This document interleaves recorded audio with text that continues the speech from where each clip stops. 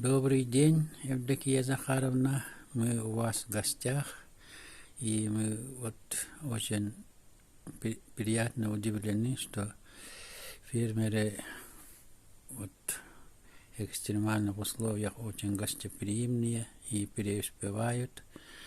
Но у нас, вот мы поисследовали, как живет население в Аймеконе, и мы хотим поинтересоваться, какие самые насущные проблемы вот в аймеконских экстремальных условиях для сельского хозяйства есть, самые острые проблемы по заготовке кормов, и какие вот льготы существуют, и в дальнейшем, что еще надо делать, чтобы повысить статус экстремального фермера, будем так назвать.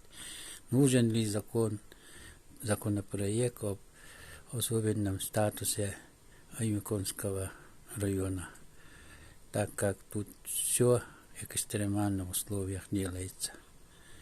Пожалуйста, Евдокия Захаровна, начните отвечать как что-то.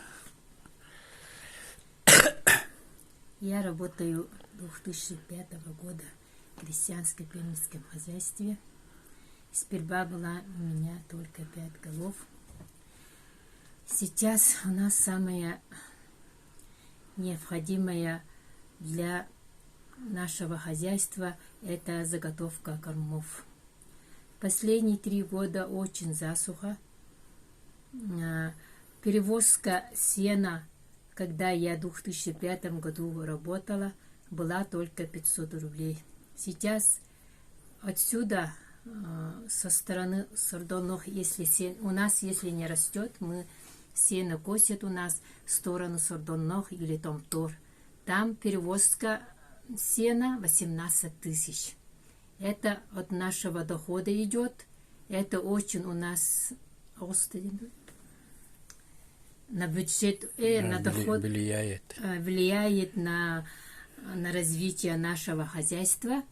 И мы хотим, чтобы поголовье сохранилось. Очень страдаем на транспортные расходы, на заготовку кормов нашего хозяйства. Мы живем очень... Зима у нас очень длинная, 8 месяцев.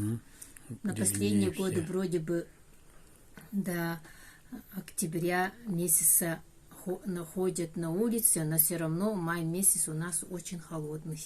Все равно выходит 8 месяцев. Поэтому кормить и поить наших коров, коров все равно придется.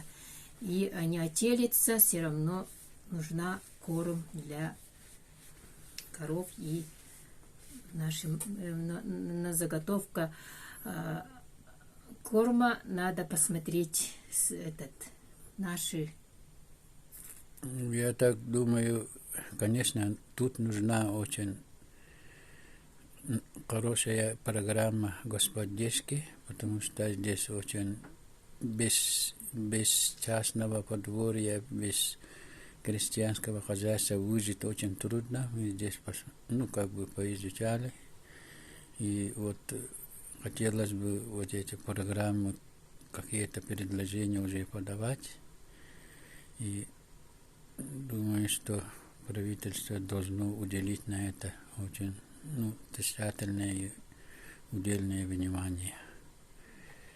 Потом еще в связи с изменением климата еще какие трудности появились в сельхозхозяйственном секторе. Это землю надо сделать пастбищу. Все озера сухие стали. Даже вот под моим домом была каждый год вода, сейчас вообще яма стоит. Это очень страшно. Даже я всегда говорю, надо всегда какой-нибудь. Скотам вообще хуже и хуже становится. Ага. Они А летом очень страшно даже навоз чистить. Уматых который надо не тухать. Ну, сжигать опасно становится. Сжигать опасно, потому что навоз не горит, а внизу земли горит. Я тот раз в яму попала, когда я это сделала, и сразу водой налила, и вообще не стала чистить эту навоз. Даже опасно стало. Даже да. опасно стало, самому страшно стало. Я думала, под домом пойдет Торфяники огонь. начинают гореть, да? Очень опасно. Ну, Поэтому летние из-за засухи. из-за засухи. Так у нас мы не сможем близких пастбищах сено готовить. Те года, например, в моем пастбище, да, который сейчас находится в сторону Эбюге, отсюда 20 километров, там я 20 стога ставила. Сейчас только, мы в этом году только взяли 6 штук.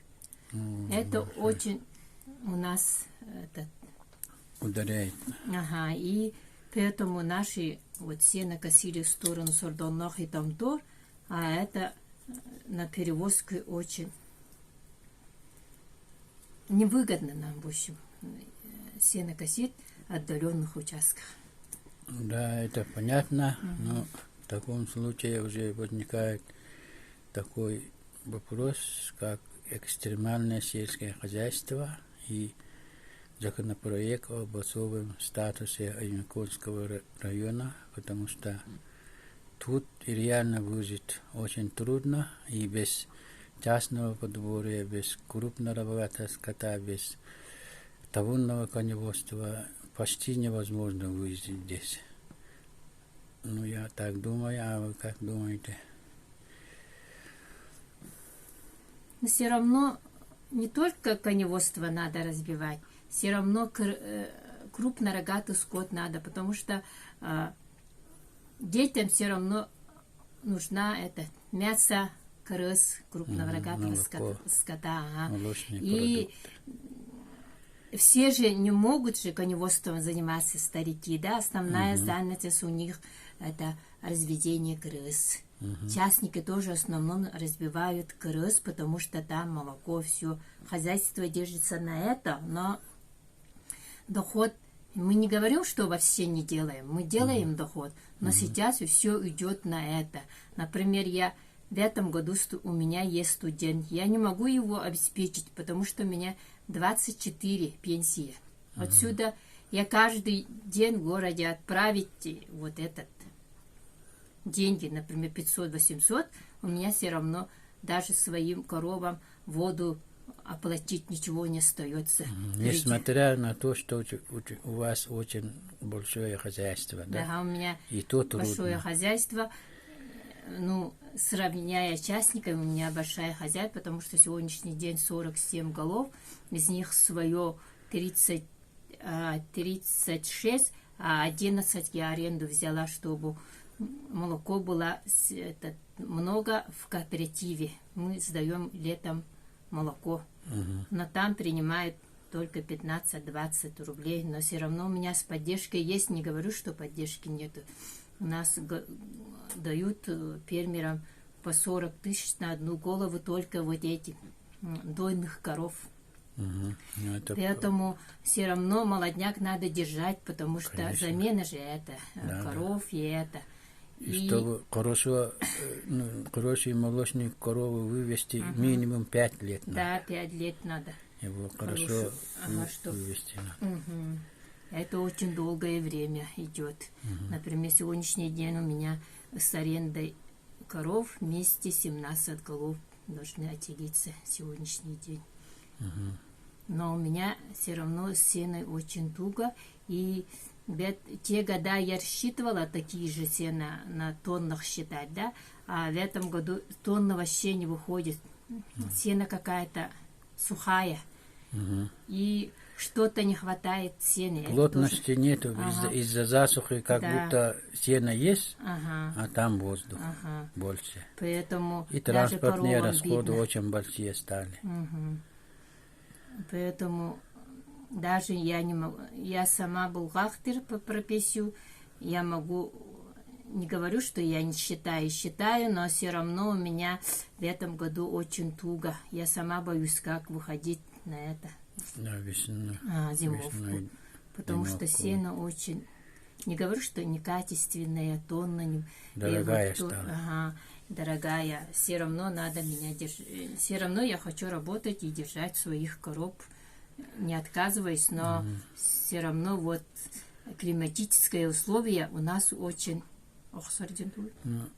Отражается. на нашу хозяйство, нашим коровам заготовка кормов и работать нам уже труднее становится Каждым годом труднее, труднее. Труднее и труднее. И И поэтому с подорожанием до цен все равно это очень...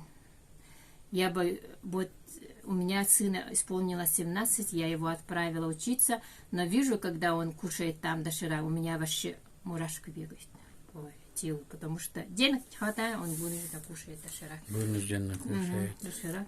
Ну, Чтобы была экономичная духа. да, да. Ну, Поэтому экономить даже я сына на не пищу. хочу отправить учиться иногда. Мне вообще страшно. А вот у кого много детей, как учат своих студентов, своих детей обеспечить, которые живут вместе с нами, вот в село Аймякон, я вообще удивляюсь. Я женщина, не говорю, что буду сидеть и просить деньги. Я с утра до вечера работаю, и то одного студента не могу обеспечить. Это очень странно. А у кого много детей, которые 5-4 студентов, это очень страшно. Я даже спросить не могу от них. Боитесь. Ага, боюсь. Как они обеспечили Просто своих детей. сразу вопрос идет, негативный этот идет. Вот сын отправляет мне фотографии. Вот доширак. Я ребенка здорового отправила, да, например, в город учиться.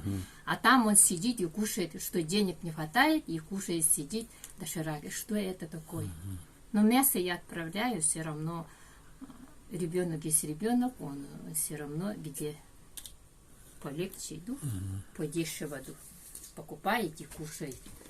А я все равно же это влияет на здоровье ребенка.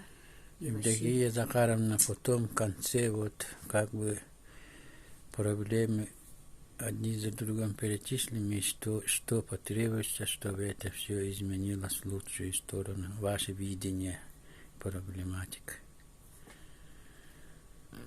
Все равно это вопрос, надо бюджет посмотреть хорошо, да? И добиться, чтобы была это. Ну, для этого нужен закон об особом статусе Аймяконского района. Да. Простой вот уравнированный вот бюджет тут уже как бы бессилен, потому что вот арктический улус Аймякон не входит, что в Сунтаре, что в центральных улусах или в Аймяконе заниматься как будто, как бы одно и то же нормативы.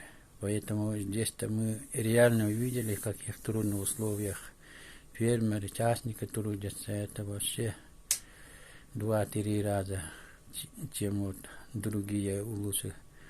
Все дорого получается. И сено косит у нас вся ручная работа, трактора не бегут там по пастбищу. А в Татинский улус я ходила, там даже неделями 60 тонн готовят. А мы 4 месяца 40 тонн не сможем готовить, потому что такая у меня пастбище. Пастбище очень труднее. Ага, трудно работать. И да. тут необходимо, конечно, новые И нормативы еще в последнее вести. время рабочих рук не хватает. Нас мало стало. Они не выдержат. Очень перепад погоды, очень много инсультов по медицине. Медицина очень у нас туго. Даже в 2013 году я дочку потеряла. Из-за судорог была, и через час ребенка нету. Что это такое вообще в 21 веку? Это вообще странно. Поэтому надо все равно в связи с перепадом погоды, в связи с климатическими условиями, надо все улучшить, медицины, вот бюджет надо снова посмотреть. Я вот своим депутатам, своим этим вышестоящим органам, как сказать? Ну, говорите, говорите. Ну, это все посмотрели позаконно, и нам еще уделяли внимание, Да. и еще нас изучили нашу природу, нашу землю, нашу население. Коротко говоря, необходим законопроект об особом статусе Аймяконского района. Да. Вот такому выводу мы тоже думаем так. Да, люди только рабочие. Вот коневоду тоже очень да, работает. население с утра до очень ночи. работоспособное и выживает, и много выживает. Ну, как бы, сложа руки сидящих мы нигде не видели. Основной живой такой общительный народ, аймяконцы. Ну, в конце мы желаем всем аймяконцам всех благ, и все их чаяния вот как бы отражались в законном порядке, и это пошли в лучшую сторону, и начали сбываться все их мечты. И благополучия вам, аймяконцам. Спасибо за интервью. Евдокия Захаровна, до встречи. Может, еще можем повторить интервью, потому что одним этим, наверное, не закончится, и еще начнутся вот эти как бы повторные, начнут это изучать проблематику. Так что спасибо еще раз за интервью, Евдокия Захаровна. Удачи всем вам.